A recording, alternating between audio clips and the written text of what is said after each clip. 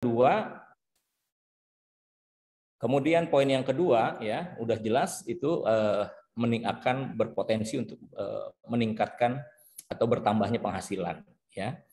Yang poin ketiga adalah meningkatkan nilai uang. Ini dalam konteks meningkatkan nilai uang, biasanya kalau kita simpan dana kita, misalnya taruhlah, ambil contoh, kita taruh di bank misalnya, di mana uang yang kita simpan di bank itu tentu ada beban biaya ya, beban biaya, baik biaya administrasi ya, termasuk juga pajak di dalamnya gitu ya. Jadi sehingga nilai pokok itu bisa berkurang kalau kita tidak kalau kita tidak tambahkan gitu ya modalnya. Kenapa? Karena biasanya nilai margin yang didapat atau keuntungan didapat dari simpanan di tabungan itu hanya cukup untuk menutupi biaya administrasi misalnya kayak gitu ya. Nah, maka jadi dengan investasi tentu ini bisa teratasi masalah ini. Kemudian yang lainnya, yang keempat adalah mempersiapkan kebutuhan masa depan.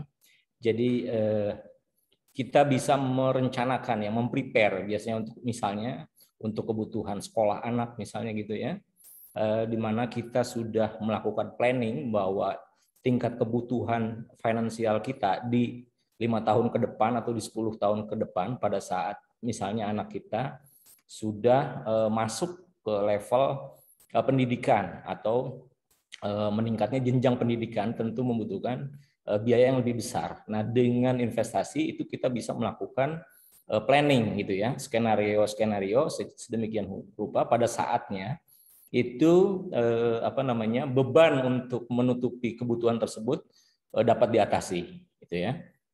Nah, kemudian yang kelima itu adalah persiapan pensiun jadi lebih siap ya, dalam arti dengan kemampuan finansial kita yang memadai ya kan, kita tidak terlalu khawatir ini dalam menghadapi masa-masa pensiun, di mana kalau masa pensiun itu kan orang sudah tidak berpenghasilan gitu ya, sudah tidak produktif gitu kan.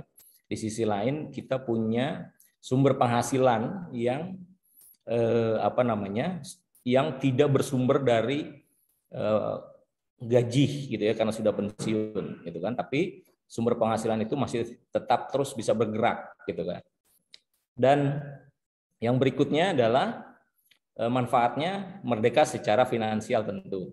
Artinya dengan kemampuan finansial yang memadai, kita akan secara lebih leluasa atau fleksibel dalam menentukan pilihan-pilihan gitu kan. Nah, dan yang paling penting dan secara tidak disadari biasanya itu adalah untuk melatih tanggung jawab ya, termasuk di dalamnya adalah untuk belajar mengambil keputusan.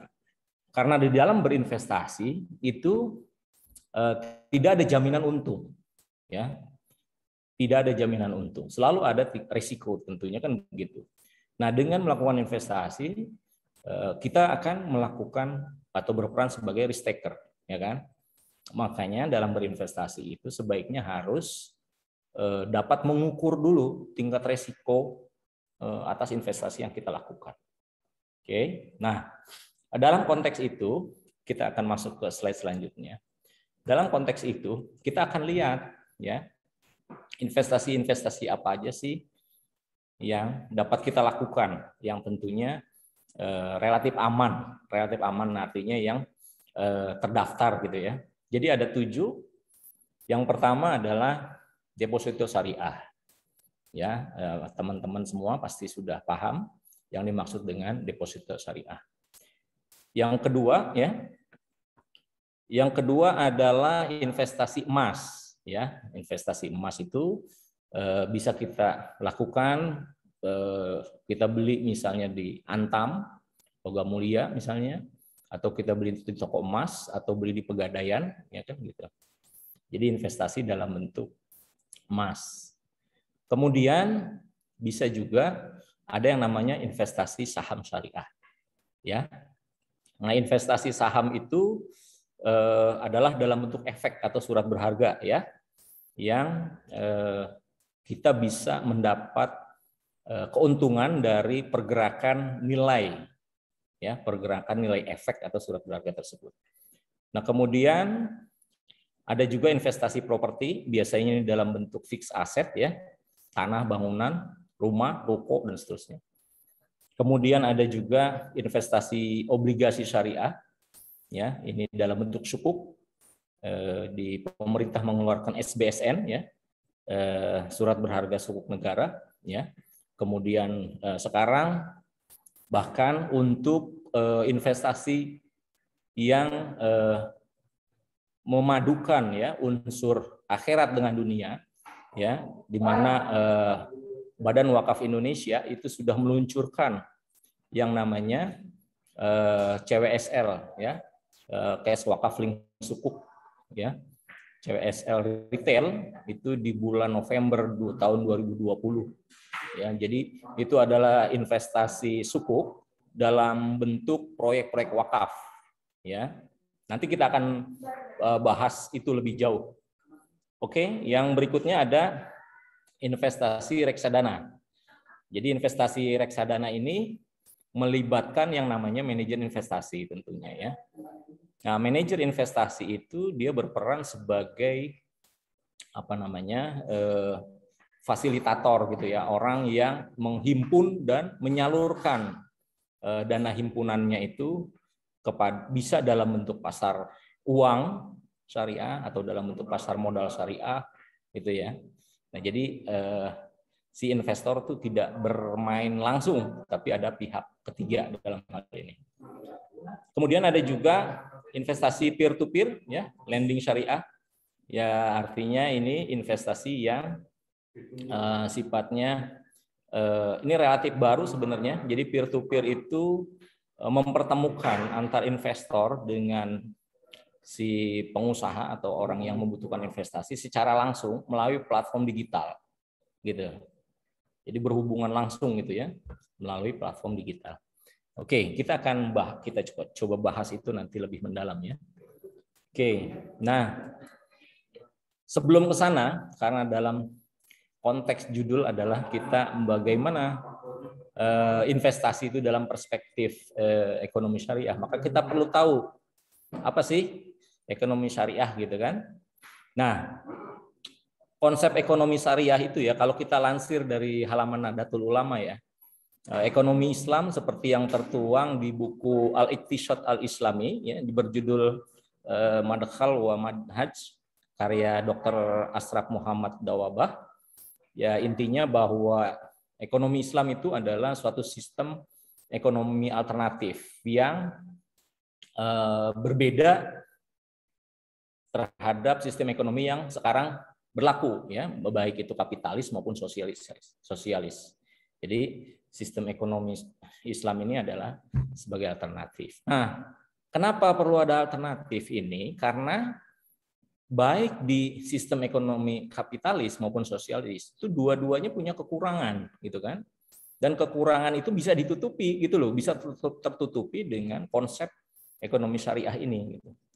Nah, di dalam dalam klausul ya, Bapak sosiologi kita itu Bapak Ibnu Khaldun itu pernah memberikan gambaran ya bahwa ilmu ekonomi itu adalah pengetahuan yang positif dan normatif. Nah, di sini perbedaannya bahwa di dalam ilmu ekonomi Islam ya itu tidak semata memenuhi kebutuhan, tapi turut meningkatkan kesejahteraan masyarakat dan bukan individu. Jadi ada keterlibatan faktor sosial di sini, ya. Itu yang membedakan, salah satu ciri yang paling kelihatan gitu, yang paling beda di antara sistem ekonomi kapitalis maupun sosialis. Nah, kita lihat dulu prinsipnya. Secara umum ya, prinsip ekonomi Islam itu ada 10. Yang pertama itu bahwa Islam itu memandang sumber daya itu adalah sebagai amanah. Ya.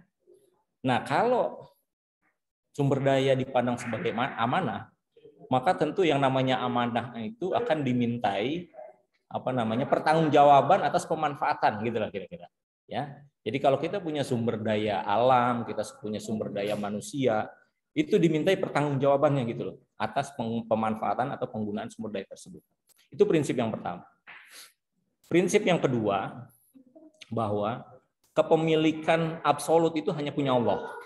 Tapi kepemilikan pribadi tetap diakui, ya, sampai pada batas-batas yang berkaitan untuk kepentingan masyarakat, dan tidak mengakui pendapatan dari sumber yang tidak halal atau tidak syah. Oke. Prinsip yang ketiga, bekerja itu harus dilakukan sebagai bagian dari aktivitas untuk menggerakkan ekonomi, ya kan? Dengan catatan pekerjaan yang dilakukan tadi harus tetap mengikuti aturan yang telah ditetapkan oleh agama Islam. Jadi bekerjanya hanya pada pekerjaan yang halal, tidak boleh melakukan pekerjaan yang haram. Pekerjaan haram itu karakteristiknya adalah pekerjaan yang memberikan mudarat kepada orang lain, gitu kira-kira. Kalau pekerjaannya halal itu pekerjaan yang memberikan manfaat, ya kan, baik kepada dirinya maupun kepada orang lain. Yang keempat, ya, prinsip yang keempat adalah bahwa kepemilikan, ya, itu tidak boleh dikuasai oleh segelintir orang. Sehingga tuntutannya adalah bahwa setiap orang itu harus berperan sebagai kapital produktif. Nah, dengan bersifat sebagai kapital produktif, maka itu sebaran kepemilikan kekayaan tadi tidak terfokus pada satu titik. Jadi nggak ada istilahnya atau tidak diperbolehkannya sistem monopoli. Kira-kira kayak gitu. Oke. Yang kelima adalah bahwa Islam itu menjamin kepemilikan masyarakat untuk kepentingan orang banyak, yang penggunaannya untuk orang banyak, ya. Terus yang keenam, ya, Islam juga menjamin kebebasan individu. Nah, tapi dengan catatan kebebasan yang dilakukan tetap tidak boleh melanggar dari ketentuan yang sudah ditetapkan Allah, gitu ya. Yang ketujuh, bahwa harus tunduk kepada Allah. Maksudnya apa? Kalau tunduk kepada Allah, maka dalam beraktivitas tadi dia akan didorong untuk selalu taat, artinya menjalankan sesuai dengan syariat agama, gitu ya, dan menjauhkan diri dari hal-hal yang dosa atau keburukan, gitu ya. Oke. Prinsip yang kedelapan, ada yang namanya zakat, bahwa komponen zakat itu adalah bagian bagian keterikatan individu atas tanggung jawab sosial di lingkungan sekitarnya, gitu kira-kira, ya. Bahwa artinya Islam itu memberikan jaminan kepada orang-orang tidak mampu untuk tetap bisa mendapatkan hak hidupnya, gitu ya. Nah, itu yang membedakan prinsip ekonomi Islam dibanding prinsip ekonomi lainnya. Yang kesembilan, jelas bahwa Islam melarang segala bentuk riba. Ya. Kenapa? Karena riba itu akan merusak. Dia tidak akan menggerakkan atau meningkatkan ekonomi, tapi justru akan meruntuhkan ekonomi, sistem ekonomi. Yang ke-10 adalah Islam itu membolehkan atau memperkenankan negara untuk mengatur masalah perekonomian. Gitu. Nah, prinsip-prinsip dasar ini yang kalau kita korelasikan dalam aktivitas berinvestasi, insya Allah, ya, ini akan membawa berkah, gitu ya. Artinya investasi, meskipun kita berhadapan dengan investasi yang memiliki risiko, tapi risikonya itu tentu ya, risiko memang harus kita, segala aktivitas pasti berisiko, kan, gitu ya. Tapi tanpa diiringi dengan doa, tanpa diiringi dengan kehendak, gitu ya, dari Allah, nah itu nggak mungkin terjadi juga, ya. Jadi artinya inilah salah satu kekuatan yang dimiliki dalam ekonomi Islam. Oke, ya, kita lihat. Nah, tadi kan sudah disebutkan, ya, bahwa dalam melakukan individu diberikan keleluasaan dalam beraktivitas ekonomi, kan, gitu ya. Nah, dalam aktivitas ekonomi ini termasuk dalam berinvestasi, gitu kan, ya. ada beberapa karakteristik ekonomi Islam yang harus dipegang teguh. Yang pertama ya, dari sisi pondasi, ya, pondasi dalam setiap melakukan aktivitas investasi dalam hal ini misalnya itu harus didasari atau harus berpatokan pada akidah dari sisi pondasi. Kemudian dari sisi batas apa namanya dalam membuat keputusan, dalam membuat satu tindakan, memutuskan bahwa saya akan melakukan investasi ini gitu. Itu harus mengacu pada syariah, ya. Nah, jadi kalau dari sisi akidah adalah pondasi, dari sisi syariah tadi adalah dalam pengambilan keputusan. Nah, kemudian akhlak. Nah, kalau akhlak ini dalam konteks mengoptimalisasi ekonomi, ya. Maksudnya dalam beraktivitas tadi tentu biasanya aktivitasnya itu bisa jadi sangat kompleks, bisa jadi sangat berkembang dan seterusnya. Nah, kalau didasari atas akhlak, insya Allah itu tidak akan merugikan orang lain gitu. Bahkan mempunyai dampak resiko yang lebih kecil terhadap si investornya tadi. Ya. Nah, kemudian karakteristik ekonomi Islam lainnya adalah memiliki sifat universal. Artinya berlaku bagi semua orang. Gitu ya. Nah, kemudian hal lainnya adalah yang kelima adalah masalah keseimbangan. Ya, keseimbangan antara kepentingan individu dan kepentingan masyarakat. Jadi ada unsur keseimbangan di situ. Makanya tadi di dalam Ibnu Khaldun tadi disebutkan bahwa tidak semata-mata tujuan ekonomi adalah untuk memperkaya ini, tapi juga harus memperhatikan faktor adalah seseorang harus dibebaskan untuk memperoleh hal baik selama tidak keluar dari syariat Islam. Tadi sudah disinggung juga. Kemudian pelaku ekonomi diwajibkan bertanggung jawab atas segala tindakannya. Jadi setiap aktivitas yang dilakukan oleh seorang muslim, dia harus bertanggung jawab atas itu, gitu loh. Jadi nggak boleh lempar bola sembunyi tangan gitu istilahnya kan. Oke, dan yang paling penting yang terakhir adalah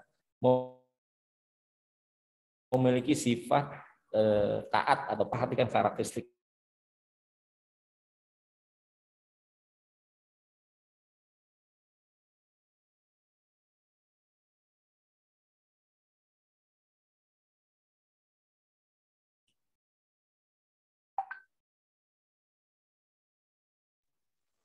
Halo,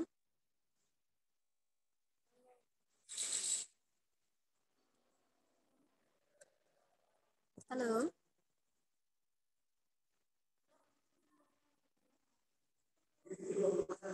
halo, Pak Yudi.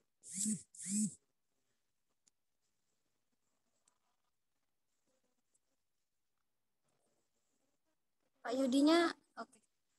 Teman-teman mohon maaf, mungkin Pak Yudinya terkendala signal.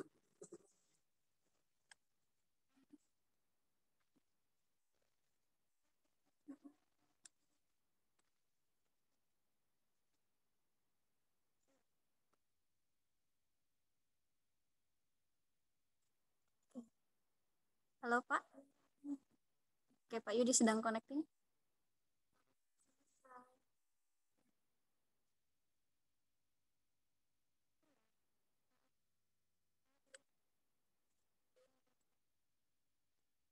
Teman-teman dimohon untuk halo. Assalamualaikum. Waalaikumsalam Pak. Keputus ya tadi ya? Iya Pak, keputus. Boleh dilanjut lagi Pak? Bakarin? Halo, halo. Bakarin kedengeran? Ya, ya sudah aman Pak. Oke, sudah aman Pak. Bisa dilanjut. Bakarin, suara saya kedengeran? Aman. Kedengeran ya? Oke, mohon maaf ya, tadi sempat terputus karena masalah jaringan.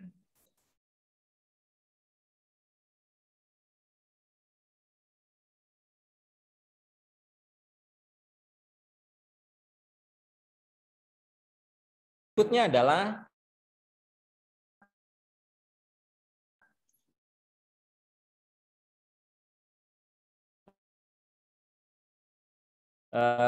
tujuan dari konteks kemaslahatan sosial. Jadi dimaksud di sini adalah kebebasan individu dalam melakukan kegiatan ekonomi, ya, selama dia memberikan maslahat bagi lingkungan sekitar atau bagi sosialnya. Tuh. Yang kedua, menjalin silaturahmi dan keadilan yang sifatnya universal. Jadi kalau di dalam Islam itu keadilan itu harus sifatnya universal, tidak memandang apakah dia suku atau apa namanya berasal dari wilayah tertentu, kulitnya hitam misalnya, rambutnya ikal, nah enggak. Jadi harus sifatnya universal keadilan itu. Nah, tujuan yang ketiga adalah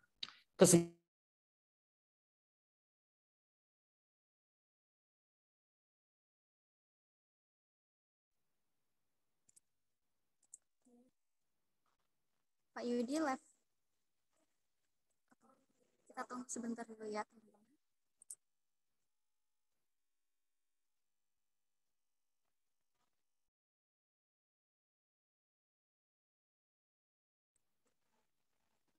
Teman-teman, sambil menunggu Pak Yudi bergabung kembali, sedikit pengumuman ya untuk teman-teman yang ingin bertanya, nanti bisa melalui chat room atau bisa melakukan raise hand terlebih dahulu. Terus juga acara ini kita siarkan langsung melalui YouTube NU Online. Bagi teman-teman yang sudah bergabung juga saya ucapkan terima kasih. Lalu teman-teman yang mau mendapatkan sertifikat dapat mengisi daftar hadir yang ada di yang linknya sudah saya share. Dan ada biaya administrasi Rp20.000 untuk teman-teman yang mau sertifikat. Jangan lupa teman-teman. Bang Arin, kedengeran ya suara saya? Oke Pak, sudah masuk. Oke, bisa dilanjut Pak. Aman. Oke, baik. Nah, tujuan ekonomi yang ketiga adalah kesejahteraan ekonomi dalam rangka norma moral Islam. Artinya, kesejahteraan ekonomi yang ditawarkan dalam Islam adalah kesejahteraan ekonomi yang merata. Artinya, kesempatan berusaha, kesempatan untuk apa namanya? Hak atas kekayaan alam itu semua seimbang. Itu yang membedakan. Kemudian yang terakhir adalah distribusi pendapatan dan kekayaan yang merata. Tadi disebutkan bahwa di dalam dunia Islam, di dalam ekonomi Islam itu dilarang untuk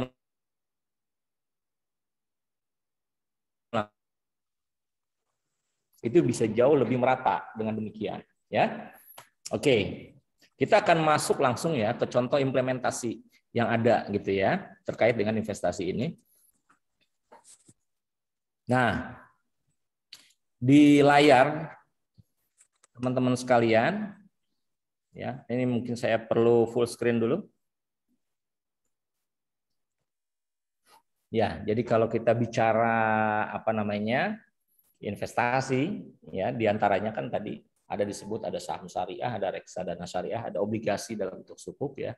Nah, tren dari ketiga ini aja itu kalau kita lihat meskipun mungkin data ini bukan yang terupdate, tapi kalau ngelihat dari sisi tren aja, dia rata-rata mengalami pertumbuhan gitu kan, peningkatan dari sisi tren. Cuman bedanya ada yang peningkatannya apa namanya lebih tinggi dibandingkan antara satu dengan yang lainnya. Tapi secara umum ketiganya terjadi peningkatan. Nah, kita lihat dulu nih dari SBSN misalnya, sukuk negara ya. Di tahun dari Oktober 2008 ya sampai 1 Oktober 2020 ya, sukuk negara ya itu kita lihat total akumulasi penerbitan SBSN ya itu di angka berapa itu? 1.538,43 triliun. ya itu mengalami pertumbuhan yang sangat signifikan ya, hampir 81% kan gitu ya. Di mana outstanding itu ada penerbitan SBSN dari 3 tahun terakhir itu antara 27 sampai 30% kan gitu ya. Dengan total project financing ya, project financing sukuk itu di angka 118 triliun ya. Nah, ini kebanyakan dalam bentuk project base sukuk ya. Nah, kita akan lihat kayak apa sih project base sukuk yang dimaksud ya. Nanti di bawah. Nah, ini alokasinya, alokasi penyerapan SBSN yang terhimpun tadi gitu ya. Jadi ada beberapa sektor di sini ya. Ada 8 lembaga ilmu pengetahuan ya, 0,5%. Ada LIPI, ada Kemendiknas, ada Kemenak, ada DSN ya, ada Kemenhub. Ya, Kemenhub ini juga cukup besar ya. Ada sekitar 41,8% ya. Kemudian ada Kemen PUPR ya di angka 32,7%. Gitu ya. Jadi proyek SBSN ini itu meliputi dari 3.807 proyek di 23 unit eselon 1 ya, tersebar di 34 provinsi. Nah, ini 2.937 proyek itu sebarannya kira-kira kayak begini ya. Untuk proyek jalan dan jembatan itu senilai 41,4 triliun itu di 592 proyek di seluruh Indonesia. Kemudian untuk sumber daya air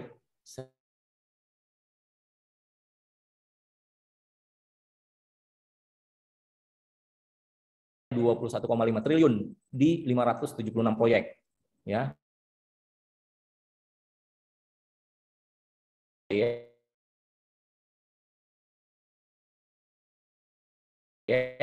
Dengan nominal 10,2 triliun, keagamaan di 1.100 kecil gitu ya.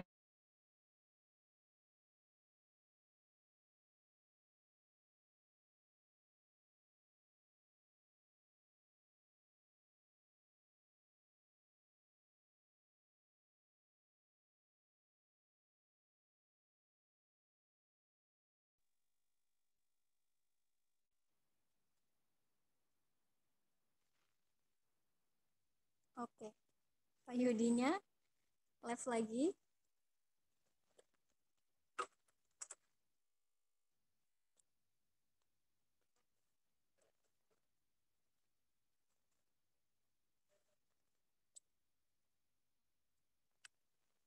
Mohon maaf ya teman-teman jika narasumber kita signalnya kurang bagus.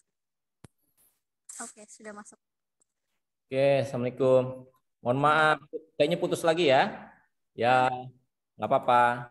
Kita sambung kembali sebentar ya. Siapa? Monggo dilanjut.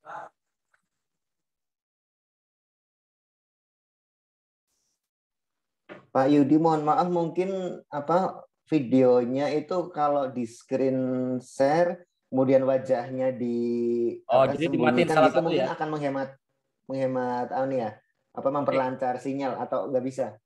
Kalau nggak saya ini aja ya, videonya saya matiin gitu ya? Ya, videonya Bapak dimatiin tapi share screen-nya dinyalakan. Bisa ya, seperti itu bisa ya? Barangkali sebentar, memperlancar sinyal. Screen share-nya, ininya videonya saya matiin dulu. Oke, saya screen share ulang.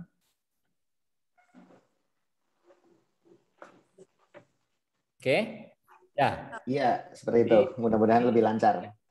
Monggo, baik, saya lanjut ya. Suara saya kedengaran ya.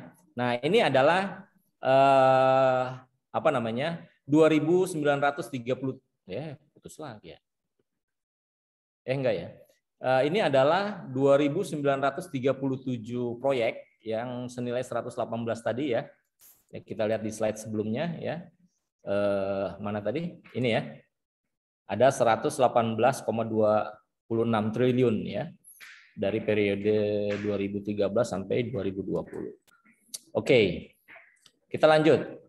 Nah, sekarang kita akan lihat salah satu contoh sukuk juga, cuman sukuknya ini di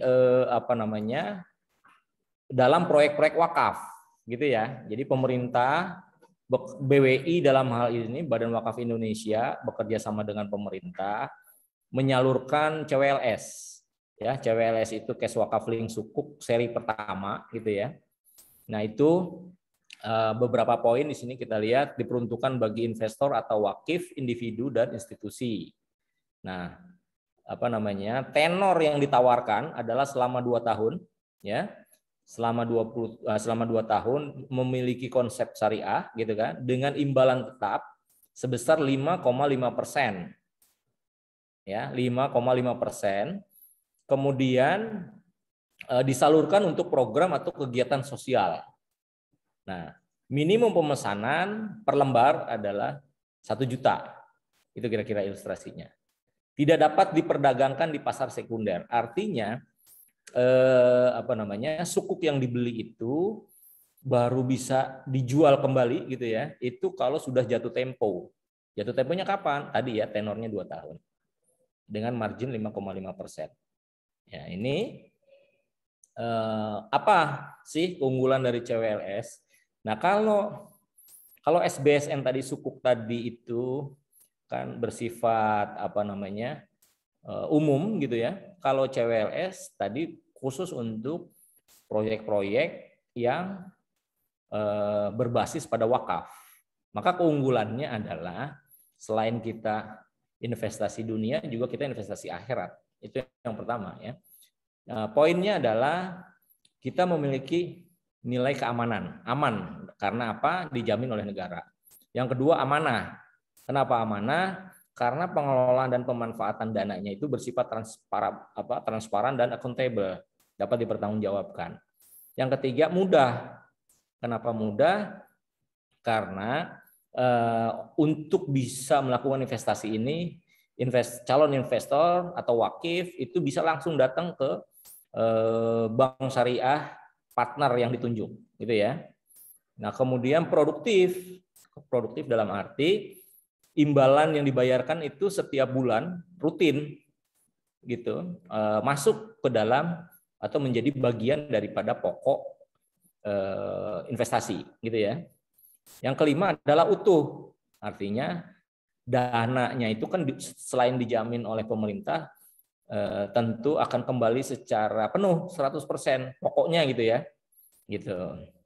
Dan yang terakhir adalah berkah. Jadi konsepnya begini, CWLS itu ilustrasinya ya, misalnya saya punya uang, ini kan nilainya tadi berapa? 1 juta per lembar. Misalnya saya punya uang 50 juta misalnya, kan gitu. Terus saya investasikan ke CWLS, maka saya akan punya 50 lembar, gitu ya. Nah, dengan tingkat margin berapa tadi? 5,5% per tahun, gitu ya. Nah, setiap bulan itu margin yang diperoleh atas dana tadi itu tidak saya peroleh, tidak saya dapat, tapi margin itu akan dimanfaatkan untuk proyeknya wakaf, gitu kan. Nah, saya hanya akan dapat nanti di akhir setelah 2 tahun masa berlangsung, saya akan terima balik lagi 50 juta. Tapi di dalam masa 2 tahun tadi, setiap bulan itu saya beramal senilai 5,5% dari 50 juta tadi, gitu loh. Jadi kayak saya saya berwakaf, gitu kan, sebesar 5,5% atas dana tersebut. Yang nanti kalau udah 5 tahun, ya uangnya akan balik ke saya, bisa saya pakai lagi, gitu. Misalnya, saya punya uang nih, hari ini 50 juta, daripada uang ini habis, gitu kan, ya udah lebih baik saya taruh di CWLS. Karena 2 tahun yang akan datang saya butuh untuk sekolah anak saya, misalnya gitu ya. Nah, maka ya itu tadi, dalam 2 tahun yang akan datang, uang untuk biaya sekolah tetap ada, kan gitu ya. Pahala selama 2 tahun berjalan. Nah, itu keunggulannya. Oke. Nah, ini adalah proyek-proyek tadi, proyek-proyek wakaf tadi ada di mana aja, ya. Nah, di sini ada misalnya untuk rumah sakit atau klinik, ya, yaitu dalam bentuk rumah sakit mata Ahmad Mawardi.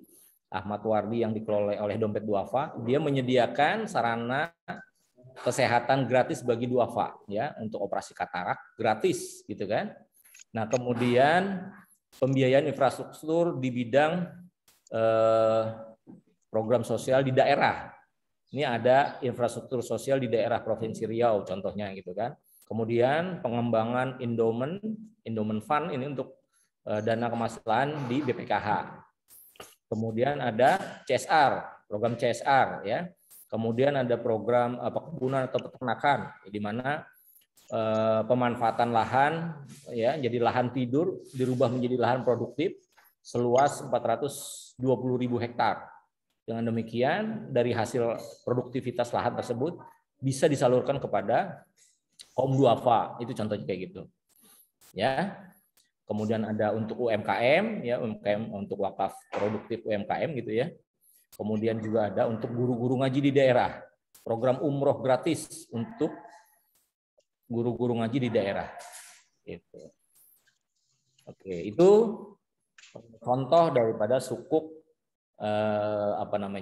untuk program wakaf atau cash wakaf link sukuk, ya. Nah, kita sekarang akan lihat, kita bandingkan gitu, misalnya gitu ya, dengan produk yang saat ini banyak dilakukan oleh kaula muda, di mana dia melakukan transaksi saham, gitu ya, secara individu menggunakan platform digital, misalkan kayak gitu kan, sehingga dalam melakukan investasi tersebut, dia karena tidak ada pihak ketiga yang melakukan monitoring atau mengukur resiko atas investasi tersebut, maka si investor ini karena platformnya digital, dia harus memantau sendiri, gitu. Nah, ada beberapa hal yang perlu menjadi perhatian kalau mau melakukan investasi secara langsung, ya, melalui platform digital. Yang pertama, ya, harus pastikan bahwa investasi yang kita lakukan itu bukan atas dasar ikut-ikutan. Ya, artinya begini, mentang-mentang lagi tren saham mineral misalnya, atau HMSP, saham Sampurna, beli, orang-orang beli, ikut beli, misalnya kayak gitu. Jadi cuman hanya ngikut aja. Nah, itu jangan kayak begitu. Jadi kalau mau berperan sebagai investor yang profesional, maka dia harus memperlakukan portofolionya dia itu adalah sebagai bisnis. Artinya, yang namanya bisnis itu, ya, yang namanya bisnis itu nggak bisa proses itu terjadi secara instan, ya kan? Bisnis itu adalah butuh proses.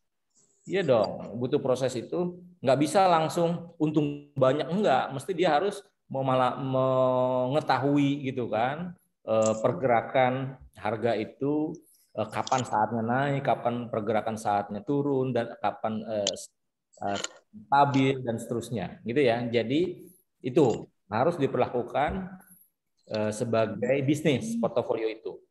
Jadi portofolionya itu harus, kalau kita ilustrasikan kayak kita buka warung kelontong gitu loh. Kita buka warung. Di warung yang kita jual, kita punya berbagai macam produk saham, kan gitu ya. Nah, setiap produk yang ada di warung tersebut itu harus dimonitor, harus diperlakukan dengan bisnis, gitu loh. Tidak diperlakukan dengan emosional, dengan tren ikut-ikutan dan lain sebagainya tadi, gitu ya. Nah, yang ketiga, jika ada bagian dari porto atau dagangan produk di dalam toko kita itu, ya sudah tidak terjadi trending, ya, atau downtrend, gitu kan istilahnya, maka strategi yang dilakukan adalah harus sesegera mungkin menghabiskan, ya, dengan melakukan cut loss. Kenapa? Ya karena kalau nggak dilakukan cut loss, itu nilai kerugiannya akan terus membesar, gitu loh. ya nilai kerugiannya. Lebih baik kita rugi tapi masih rugi yang terukur dibanding sampai pada satu rugi di mana ruginya udah nggak terukur, udah rugi bener gitu, rugi besar, gitu kan. Nah itu. Nah kemudian yang perlu dipahami ya bahwa dalam psikologis trading itu bahwa cut loss itu merupakan bagian dari trading yang dapat menyelamatkan modal kita, gitu loh. Itu yang harus menjadi perhatian. Jadi cut loss itu adalah part of business, ya, bagian dari proses yang harus kita jalani untuk menyelamatkan modal kita, gitu ya. Nah, yang terakhir, jika warung kita, portofolio kita itu misalnya ternyata kita merah semua, misalnya gitu kan, maka kita harus mulai memikirkan opsi alternatif. Opsi alternatif itu seperti apa? Misalnya kita bisa jadi kita harus buka akun di another securities, misalnya kita buka akun baru di sekuritas lain gitu kan. Kenapa? Ini salah satu manfaatnya adalah untuk merefresh psikologinya. Ya, psikologi itu bisa merefresh. Itu ilustrasinya kayak begitu. Ya. Karena kalau tidak dilakukan seperti itu, kita stuck, mindset kita terkotak di porto yang itu aja, ya kita nggak bisa bergerak kayak orang-orang kan gitu ya. Ya namanya juga investasi saham kan gitu ya. Segala sesuatunya bisa berubah kan gitu. Nah, ada lagi dalam satu kondisi misalnya average down atau cut loss, dia ada dihadapkan satu pilihan dalam mengambil keputusan. Apakah dia harus melakukan average down atau cut loss, misalnya kan kayak gitu. Nah, untuk memilih opsi ini kita harus lihat dulu. Yang pertama adalah investor itu seharusnya dia sudah memiliki kemampuan terkait dengan TA ya, technical analysis. Jadi di dalam sebelum dia masuk ke dalam membeli investasi ini atau memilih opsi investasi ini, dia harus belajar dulu tentang technical analysis, mengerti tentang support resist, trend line, downtrend, uptrend, sideways dan seterusnya lah, kira-kira gitu. Kenapa? Karena dengan memahami technical analysis ini akan menentukan kapan keputusan ini harus diambil. Nah itu masalah timing itu kan menjadi momentum, itu adalah satu yang sangat krusial kalau dalam investasi saham kan gitu ya. Nah jadi kemudian dia bisa memilah-milih dulu barang yang istilahnya mana barang yang sudah busuk. Barang busuk itu artinya yang sudah nggak bisa dijual, sudah nggak ada potensi untuk bagus gitu loh kira-kira. Dan barang yang masih bisa punya potensi untuk dioptimalkan atau masih bisa berubah menjadi bagus gitulah kira-kira. Oke, nah semua itu harus didasarkan pada technical analysis, ya. Nah, misalnya begini, jika sebuah saham ya itu mengalami downtrend terus gitu kan, maka tidak direkomendasikan melakukan average down. Kenapa? Karena kalau melakukan buying ya kan pada saat turun bisa jadi modal yang masuk ke dalam saham itu malah jauh lebih besar nanti kerugiannya gitu loh. Maka yang harus dilakukan apa? Yang dilakukan bukan melakukan average down, kita harus melakukan sell on strength. Sell on strength itu melihatnya ini contoh ada di bawah tuh. Biasanya ya trennya pada saat saham itu menurun, itu ada satu masa, ada suatu titik yang di sini lihat ada yang warna hijau. Jadi pada saat dia turun, dia akan sempat berhenti, naik sedikit, nanti turun lagi. Dia berhenti, naik sedikit, nanti dia turun lagi. Dia berhenti, naik sedikit, entar dia turun lagi. Nah, pada saat dia berhenti naik sedikit itu yang gambar hijau ini, pada saat itulah harus dilakukan sell on strength. Itu ilustrasinya kayak gitu. Ini untuk mengantisipasi nilai kerugian yang lebih besar. Gitu ya. Nah, jadi contoh nih, kalau dalam satu porto, ya, misalnya ilustrasi ini ada beberapa saham gitu ya. Nah, di dalam saham ini kan kalau kita amati gitu kan, ada ketidakseimbangan di sini. Dimana kalau kita lihat di sini, jumlah lotnya itu kan timpang ya. Ada yang banyak gitu ya, ada yang sampai, ini misalnya dia punya saham Antam, ya kan? Nah, Antam 42.300, ya kan? Dengan nilai rupiahnya kira-kira seberapa itu? 110.395 misalnya. Kan? Ada juga yang nilainya sebenarnya hanya sedikit nih. Saham Pras yang hanya 6,7 juta misalkan kayak gitu. Nah, jadi sebaiknya dalam portofolio kita itu ada unsur keseimbangan gitu loh, balancing gitu ya. Ya, pada saat kita memanage trending plan itu jadi lebih memudahkan kita. Nanti kalau kita rugi enggak, kalau kebetulan misalnya nih nilai saham yang jatuh itu adalah di saham Antam ya misalnya, Antam itu jatuh padahal dia masukin jumlah dia beli lotnya banyak di sini gitu ya. Pada saat jatuh dia kan akan berdampak signifikan meskipun dia punya banyak saham lainnya, tapi banyak saham lainnya kan nilainya kecil-kecil aja misalnya gitu ya. Oke, nah satu hal yang perlu digarisbawahi adalah bahwa di dalam di dalam hukum market ya atau unsur kepastian dalam hukum market itu hanya ada satu, yaitu pembatasan kerugian. Di luar daripada ini, ya terkait dengan investasi itu nggak ada yang pasti. Semuanya nggak ada yang pasti. Yang pasti cuma satu, kita bisa ngebatasin kerugian. Katanya berapa nih? Oke, baik. Mungkin itu yang bisa saya sampaikan, ya. Itu kita bisa melakukan forum dan tanya jawab. Demikian, terima kasih atas perhatiannya. Assalamualaikum warahmatullahi wabarakatuh. Waalaikumsalam warahmatullahi wabarakatuh. Baik, terima kasih Pak Yudi sudah menjabarkan terkait bagaimana sih investasi dan trik-trik berinvestasi secara aman, juga bagaimana pandangan hukum ekonomi syariah terkait investasi online, investasi yang saat ini sedang ngetren di kalangan milenial gitu. Oke, teman-teman, jika ada yang ingin bertanya, boleh raise hand, atau bisa bertanya di chat room.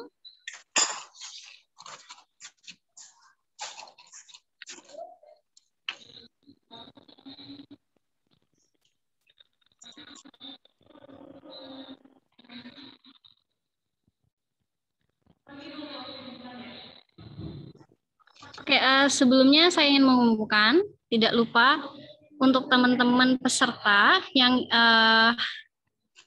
ingin mendapatkan sertifikat, dapat mengisi daftar hadir yang ada di chatroom ya, dan syarat biaya administrasi Rp20.000. Teman-teman juga jangan lupa yang gabung juga wajib mengisi link absensi.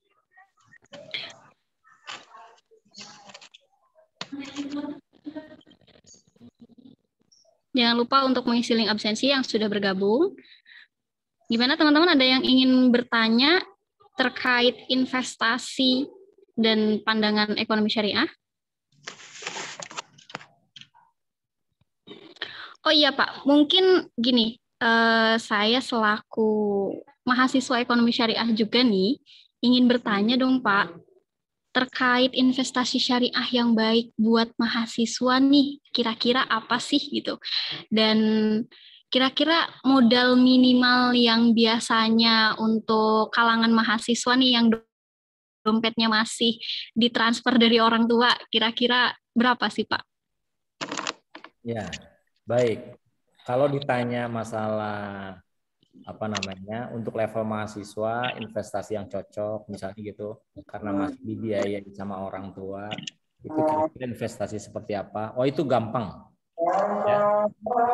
Ya, yang paling itu adalah kita investasi akhirat.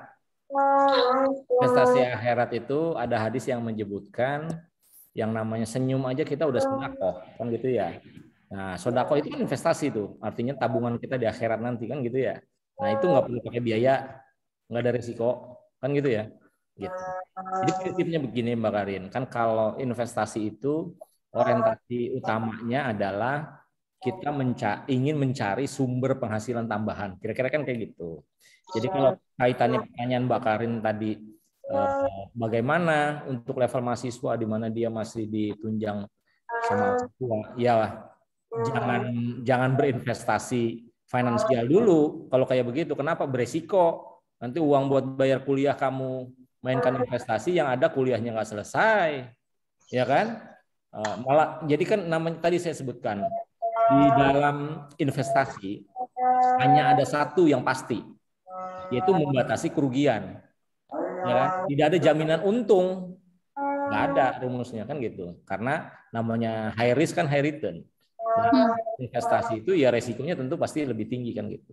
Ya cara paling sederhana ya udah investasi akhirat aja dulu.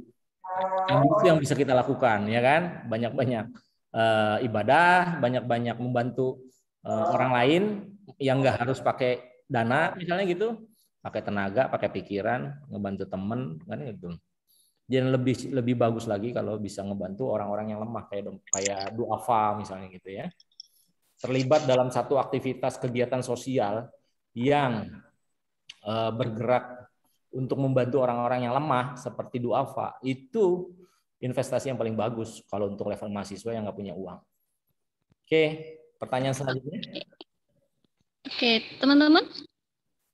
Ada Siti Maulida ingin bertanya. Silahkan untuk Kak Siti Maulida. Silakan. Tes. Apakah sudah ada suaranya? Aman. Silakan. Oke. Jadi perkenalkan, saya juga mahasiswa ekonomi syariah YAIN Pontianak. Ya. Jadi di fakultas saya itu Pak, setiap mahasiswa ekonomi syariah itu diwajibkan membuat akun saham dari MNC Sekuritas ya, tapi hanya membutuhkan modal 100.000 aja gitu. Jadi untuk pembuatan akun saham itu cukup hanya 100.000 dan mahasiswa udah bisa langsung investasi. Cuman problemnya di sini mahasiswa YAIN Pontianak itu tidak tertarik untuk menggunakan akun itu. Jadi hanya sebatas sebagai persyaratan. Jadi akun saham itu syarat untuk sidang skripsi gitu. Jadi wajib mahasiswa yang ingin sidang skripsi wajib membuat akun saham, sehingga mahasiswa di sini tidak memanfaatkan akun tersebut untuk investasi gitu. Nah, yang saya tanyakan itu investasi yang seperti itu apakah bisa berkembang gitu?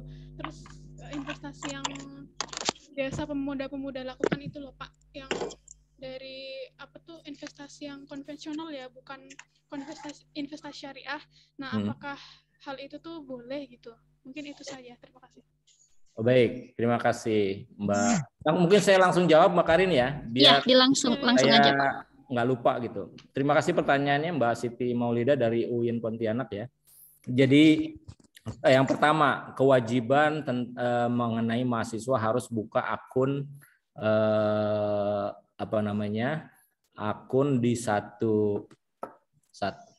MNC ya, di satu entitas ya, di MNC, akun saham gitu ya, sebagai salah satu syarat untuk ujian skripsi. Jadi maksudnya mungkin kan begini, saya sih memang belum pernah dengar gitu ya terkait dengan masalah ini gitu, tapi mungkin di persepsi saya, ekspektasi dari kampus tempat Mbak kuliah ini mungkin dengan memiliki akun tersebut ya, akun saham tadi, setidaknya setiap mahasiswa yang sebelum melakukan skripsi dia sudah memahami bahwa untuk melakukan suatu transaksi jual beli saham itu gimana sih caranya, apa sih yang harus diisi. Karena dengan membuka akun berarti Mbak Siti Mauluda kan punya akses untuk melihat di dalamnya gitu ya.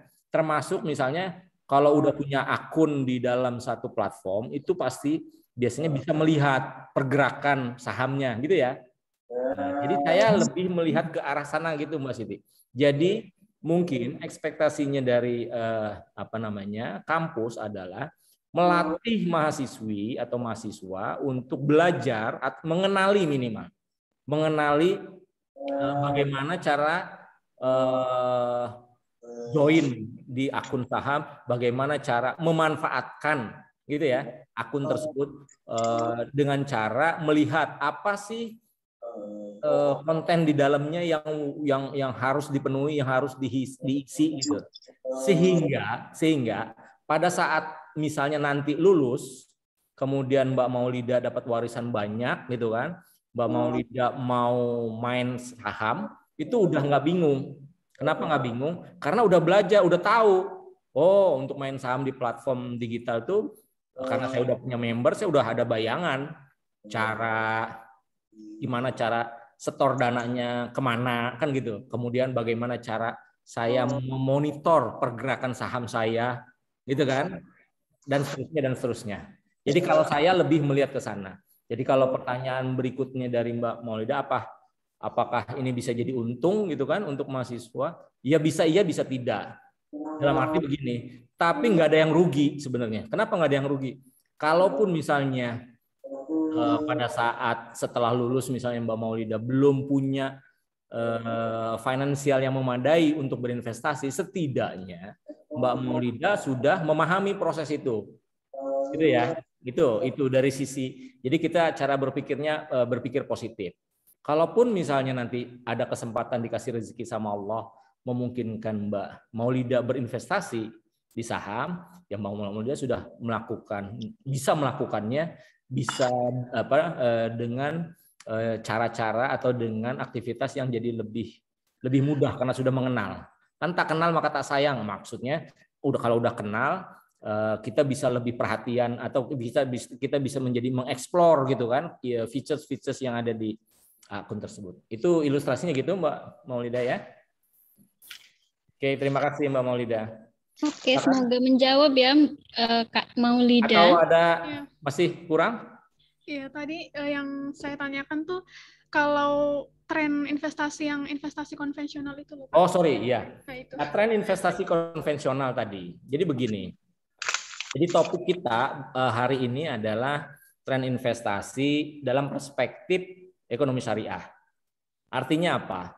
Kalau dalam perspektif ekonomi syariah, mindset kita adalah kita bicara tentang saham-saham yang sesuai syariah. Lalu kalau kita bicara saham-saham yang konvensional bagaimana? Yaitu berarti tidak masuk dalam kategori perspektif ekonomi syariah. Lalu bagaimana resikonya dan seterusnya? Ya pasti lebih besar. Yang pasti gitu. Kenapa? Tadi kan saya jelaskan. Kenapa sih ada prinsip ekonomi syariah? Kan gitu ya. Di antara beberapa prinsip adalah menyatakan bahwa sebenarnya kalau ekonomi syariah itu semata-mata bukan hanya untuk masalah kepentingan pribadi, tapi ada aspek yang namanya aspek sosial, kan gitu. Terus juga bahwa kalau di dalam prinsip syariah itu yang namanya harta kekayaan kita, individu, itu bukan sifatnya absolut milik kita. Secara prinsip absolut itu adalah milik Allah, kan gitu ya. Cuman Islam mengakui, gitu kan, pada sebatas pada pemanfaatan yang untuk kebaikan bersama, untuk kebaikan secara masyarakat, kan kira-kira gitu. Jadi maksud saya adalah karena perspektifnya akan beda Mbak. Kalau kita main saham dengan konsep kapitalis misalnya, kapitalis itu kan ya bahasanya kan begini hukumnya, dengan modal sebesar-besarnya dan biaya serendah-rendahnya. Tidak di situ tidak memerhatikan aspek maslahah misalnya. Jadi kalau dalam melakukan aktivitas tersebut menimbulkan orang lain jadi rugi, orang lain jadi sengsara gitu misalnya, itu nggak ada urusan kalau pakai konsep kapitalis kan gitu ya. Nah kalau pakai konsep ekonomi, iya nggak kayak begitu.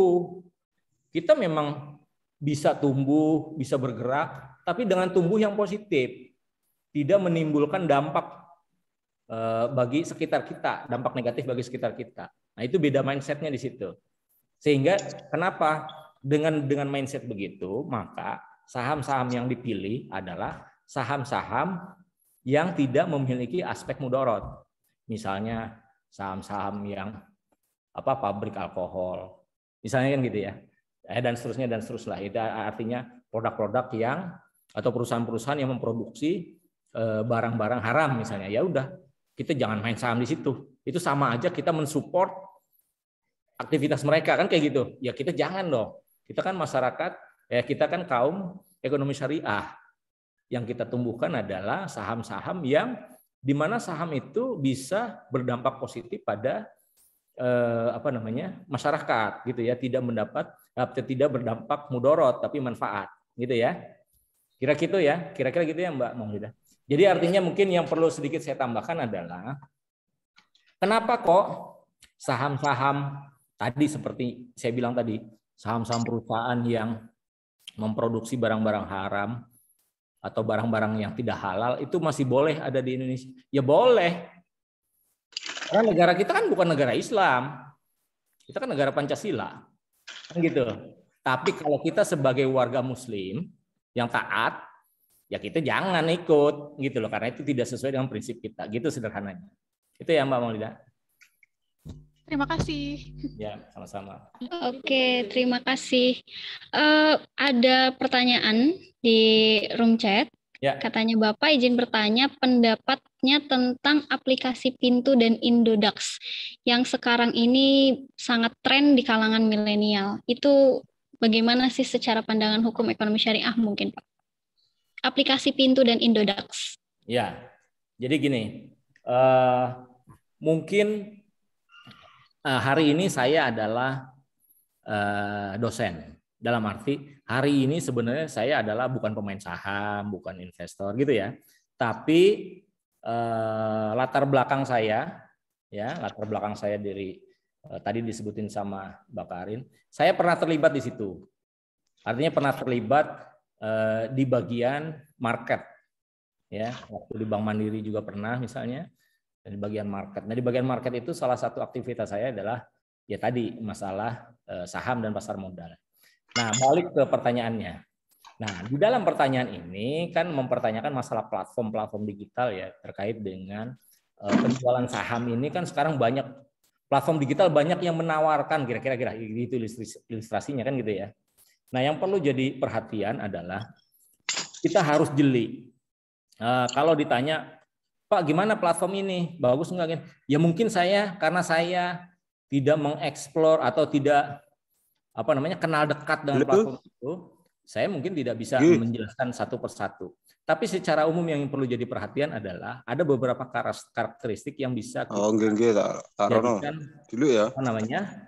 patokan untuk sebagai parameter. Yang pertama adalah biasanya kalau platform digital yang bagus itu dia melampirkan nomor akun ya itu berbentuk nomor rekening real maksud saya, rekening bank yang real gitu ya. Jadi bukan rekening yang virtual. Kenapa? Karena kalau kita mendaftar menggunakan rekening virtual, kemudian kita bertransaksi menggunakan rekening virtual, pada saat terjadi masalah dalam hal transaksi gitu ya, itu akan sulit untuk dilakukan proses pengembalian maupun proses hukumnya. Itu karakteristik yang pertama. Ya, jadi harus jelas itu. Nah, kemudian biasanya ada batasan-batasan minimum investasi. Jadi ada kayak kelompok-kelompoknya kah? Kira-kira kayak gitu. Nah, mungkin lebih tadi pertanyaan dari siapa Mbak Nur? Kebakarin? Dari Muhammad Lutfi.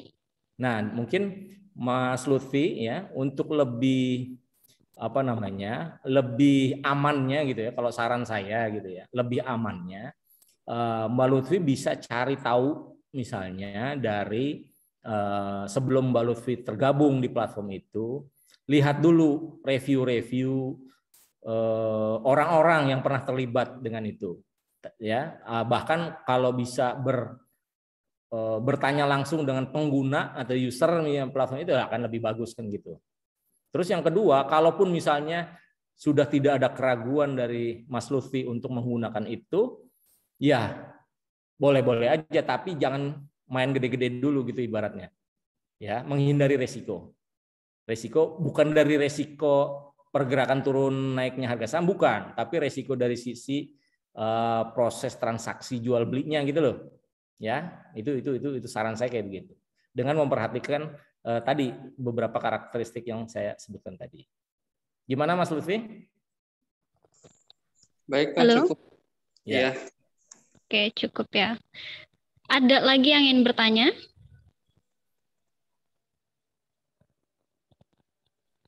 Masih ada yang ingin bertanya? Oh iya Pak, ini ada yang bertanya.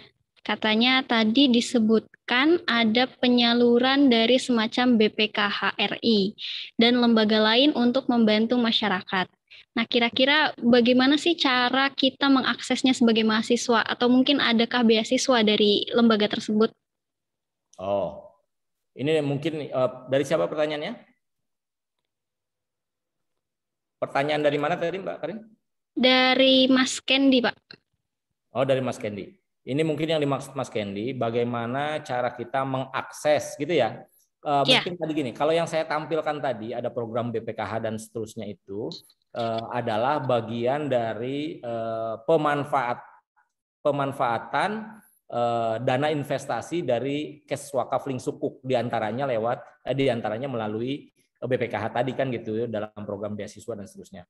Nah, kalau pertanyaan lanjutnya bagaimana cara saya mengakses gitu ya, maksudnya mengakses beasiswa tersebut. Nah, biasanya begini. Kalau ada program-program sosial termasuk kayak BPKH salah satunya itu mahasiswa itu dituntut untuk aktif. Dalam arti aktif mencari informasi gitu loh maksud saya. Jadi mahasiswa kalau pengen dapat beasiswa jangan duduk manis di bangku nunggu orang lewat ngasih informasi, Mas ada beasiswa ikut yuk. Jangan kayak begitu, nggak dapat kalau kayak begitu. Nah, jadi saran saya gimana? Ya harus jemput bola. Caranya gimana? Ya masuk ke situs resminya. Misalnya kan kayak gitu. Atau bahkan kalau dapat bocoran ada teman atau ada tetangga, oh dia bisa tembus gini-gini.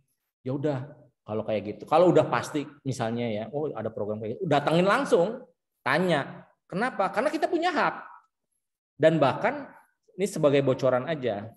Ini di luar BPKH. Beberapa lembaga ya kayak Bill Gates Foundation misalnya gitu ya, itu dia pernah bekerja sama dengan salah satu lembaga zakat di Indonesia, Dompet Duafa. Bill Gates itu karena dia udah kaya gitu ya, dia kan punya foundation. Foundationnya dia duitnya banyak. Nah cuma dia kebingungan dia mau nyalurin kemana gitulah ilustrasinya. Indonesia adalah salah satu negara sasaran tembaknya Bill Gates gitu loh. Nah lembaga zakat tadi, Dompet Duafa namanya, dia proaktif sedemikian rupa sehingga pada saat terjadinya bencana Palu dan Lombok ya tahun berapa itu 2018 ya kalau nggak salah, itu 2018-2019 itu dapat proyek yang nilainya ya gede lah ratusan miliar gitu ya. Kenapa sih kok bisa dapat?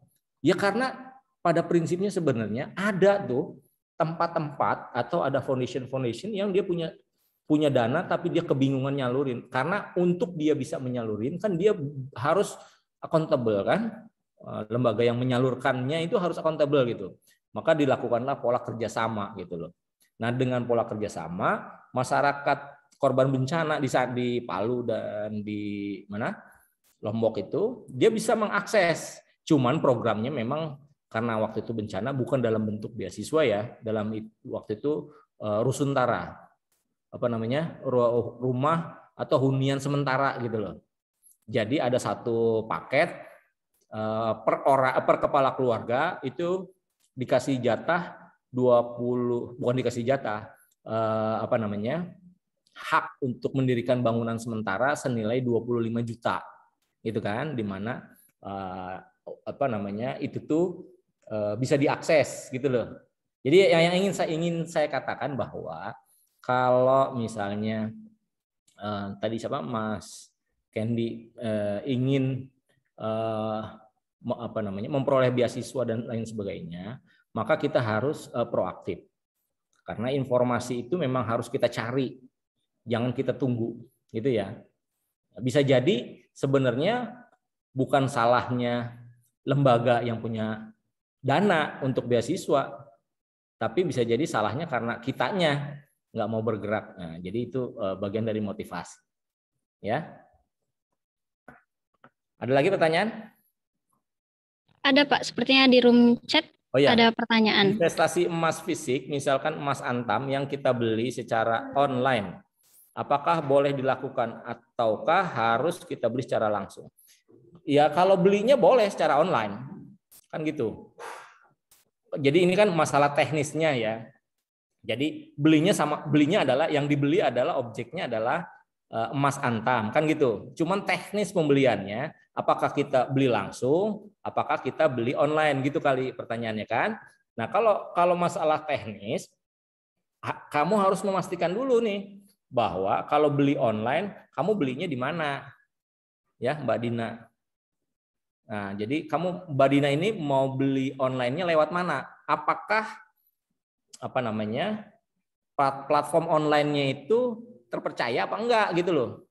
Jadi yang dikhawatirkan kan begini, pada saat transaksi beli uangnya udah ditransfer gitu ya, tapi barangnya nggak dikirim, yang dikhawatirkan kan gitu. Tapi kalau misalnya Mbak Dina bertransaksi di platform e-commerce yang sudah terpercaya dan sudah besar, misalnya di Tokopedia, misalnya di Bukalapak, ya itu seharusnya nggak ada masalah. Tapi kalau Mbak Dina bertransaksi online di platform yang tidak populer, nah itu harus hati-hati, gitu loh. Gitu ya, Mbak Dina. Jadi kalau pertanyaannya tadi boleh apa enggak secara online, ya boleh. Astagfirullahaladzim, Mas Marus, kebuka aja. Oke. Jadi cukup ya. Saya tambahin ini terkait dengan maksud dari pertanyaan Mbak Dina ini, kan secara tidak langsung bukan cuma masalah emas aja ini. Apapun bentuknya selain emas, apakah kalau kita beli barang itu lebih baik beli langsung ataukah boleh lewat online? Kira-kira pertanyaan kan kayak gitu. Termasuk diantaranya barang di sini adalah emas, kan gitu ya, Mbak Dina ya. Jadi prinsipnya kan yang namanya transaksi online itu kan sudah dibolehkan. Sudah dibolehkan, udah ada fatwa DSN-nya, kan gitu ya. Fatwa yang membolehkan transaksi online. Ya kalau nggak boleh kan transaksi online nggak akan makin meluas seperti sekarang, kan gitu. Ya meskipun ada orang bilang, zaman Nabi kan nggak ada online. Ya nggak ada lah. Zaman Nabi kan pakai onta, ya kan, nggak pakai Grab gitu segala macam. Ya intinya kan hukum asal dari muamalah adalah, ya usul fikihnya kan begini, segala sesuatu diperbolehkan kecuali ada hadis atau dalil yang melarangnya. Itu hukum asalnya muamalah kan kayak gitu. Jadi meskipun zaman Nabi nggak ada online, sekarang ada, bukan berarti karena dulu nggak dilakukan berarti sekarang jadi haram. Bukan kayak begitu maksudnya, ya. Dalam hal muamalah. Tapi kalau dalam hal ibadah terbalik, ya. Dalam hal ibadah, usul fikihnya adalah segala sesuatu itu diharamkan kecuali ada hadis atau dalil yang membolehkan atau menghalalkannya. Kenapa begitu? Dalam urusan beribadah kita itu harus hati-hati. Nggak boleh apa enaknya menurut kita, nggak boleh. Kita harus mengacu, ada dasarnya nggak nih? Gitu kira-kira. Nah itu hukumnya, jadi rumusnya terbalik antara ibadah dan muamalah. Gitu ya Mbak Dina ya. Silakan yang lain. Kalau masih ada. Mungkin berapa pertanyaan ini? Sudah semua dijawab, Pak. Ya. Oke, mungkin itu tadi sudah ada lebih dari 3 pertanyaan. Kita cukupkan untuk sesi tanya jawab. Sudah menunjukkan pukul 15.36. Mungkin Bisa dikasih closing statement sebelum kita tutup, Pak? Baik, terima kasih. Pertama saya ingin juga kembali mengucapkan rasa terima kasih atas kesediaan waktu dan perhatian teman-teman ya dalam acara diskusi kita pada siang hari ini. Semoga ini akan menjadi berkah dan nilai tambah. Ya, closing statement-nya kira-kira kan sesuai dengan bahasan kita bahwa tren investasi dalam perspektif ekonomi syariah adalah yang ingin digarisbawahi adalah kita itu sebagai muslim juga harus menyesuaikan ya, dan Islam tidak pernah membatasi ya, ini kita dalam konteks bermuamalah ya, berinvestasi adalah bagian dari bermuamalah. Islam tidak pernah membatasi kita dalam bermuamalah kan gitu ya, selama diperbolehkan oleh MUI ya sebagai regulator di Indonesia untuk melakukan transaksi tersebut ya boleh pastinya kan gitu. Nah, yang perlu digarisbawahi adalah harus berhati-hati dalam berinvestasi. Karena investasi itu adalah ada faktor pengiring yang nggak pernah lepas yang namanya risiko. Gitu ya. Nah, cara mengantisipasi risikonya kayak gimana? Ya harus kenali dulu sebelum kita melakukan investasi pada satu platform atau pada satu jenis saham, baik itu saham, mau obligasi atau segalanya, itu kita harus kenali. Kenali itu bagaimana? Kita harus pelajari dulu. Nah, misalnya khusus untuk masalah kalau reksadana syariah itu biasanya kan difasilitasi oleh seorang manajemen investor kan gitu ya. Nah, tapi kalau bermain saham apalagi secara online itu kan dilakukan individu per individu secara langsung. Nah, khusus untuk transaksi yang dilakukan secara langsung tadi, selain mengenali produk, juga harus menguasai tadi TA, teknik analisisnya. Jadi harus belajar tentang teknik analisis. Ya, pergerakan saham, termasuk juga jenis-jenis saham apa aja gitu kan ya. Yang jenis-jenis saham apa aja sih yang blue chip misalnya kan gitu. Kan kalau dalam beberapa bulan terakhir ini ada beberapa saham yang agak panas gitu ya. Yang panas itu artinya yang suka banyak digoreng orang ya. Itu seperti saham nikel misalnya ya. Nah, itu salah satu contoh. Jadi intinya teman-teman kalau mau masuk main ke saham itu harus pelajari dulu karakteristik sahamnya. Yang kedua harus pelajari technical analisisnya ya. Misalnya tadi kapan kita bisa melakukan average down, kapan kita melakukan cut loss misalnya gitu kan. Nah, yang ketiga kalau mau melakukan saham secara prinsip kita harus memperlakukan portofolio kita itu sebagai bisnis ya. Jadi nggak boleh main pakai emosional, harus pakai analisa logis pemikiran berdasarkan pergerakan gitu ya. Oke, mungkin itu secara umum. Jadi intinya bahwa segala sesuatu yang kalau kita sebagai masyarakat ekonomi syariah, yang kalau kita lakukan aktivitas apapun ya, termasuk dalam hal investasi berlandaskan syariah, insya Allah bisa membawa berkah yang lebih banyak bagi kita maupun orang-orang di sekitar kita. Itu yang dapat saya sampaikan. Wallahu muwaffiq ila aqwamit thoriq. Mohon maaf karena tadi beberapa kali ada gangguan sinyal terputus nyambung. Wallahu muwaffiq ila aqwamit thoriq. Assalamualaikum warahmatullahi wabarakatuh. Waalaikumsalam warahmatullahi wabarakatuh. Iya, terima kasih Pak Yudi. Mungkin sedikit menyimpulkan dari pembahasan materi tentang investasi ala milenial. Jadi untuk teman-teman baik yang sudah melakukan investasi atau mungkin yang masih ragu ingin melakukan investasi, lebih singkatnya, bagaimana kita berinvestasi untuk memulai investasi, yaitu satu, paham dengan apa itu investasi terlebih dahulu dan bagaimana hukum pandangan ekonomi syariahnya terlebih dahulu. Lalu kenali media platform atau maupun secara langsung media platform investasinya, apakah itu memang dianjurkan secara ekonomi syariah atau tidak, atau memang baik atau tidak gitu kan, karena banyak investasi platform-platform yang kurang menjamin keuntungan dan sebagainya. Lalu teman-teman, sedikit informasi untuk peserta yang mendaftarkan dirinya untuk sertifikat, pengiriman sertifikat paling lambat hari Senin 30 Agustus 2021 melalui email. Dan juga menginformasikan untuk teman-teman, agenda diskusi ini hadir setiap hari Jumat antara online dengan Unusia. Jadi nanti bakal ada diskusi-diskusi lain di jam yang sama, di hari yang sama, membahas berbagai hal seperti tentang kemarin sudah tentang psikologi, lalu hari ini tentang ekonomi dan investasi gitu. Jadi teman-teman kalau ingin bergabung, pantengin terus media platform Instagramnya InOnline.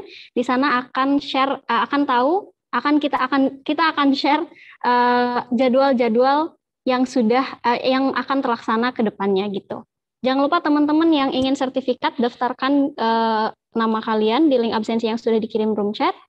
Nanti dikirim link sertifikatnya melalui email masing-masing. Terima kasih, mungkin itu dari saya, kurang dan lebihnya mohon maaf. Tetap sehat, stay safe, karena pandemi COVID masih berlangsung, masih ada. Kurang dan lebihnya mohon maaf. Wallahul muwaffiq ila aqwamit thoriq. Wassalamualaikum warahmatullahi wabarakatuh. Waalaikumsalam warahmatullahi wabarakatuh. Saya kembalikan ke Mas Kendi.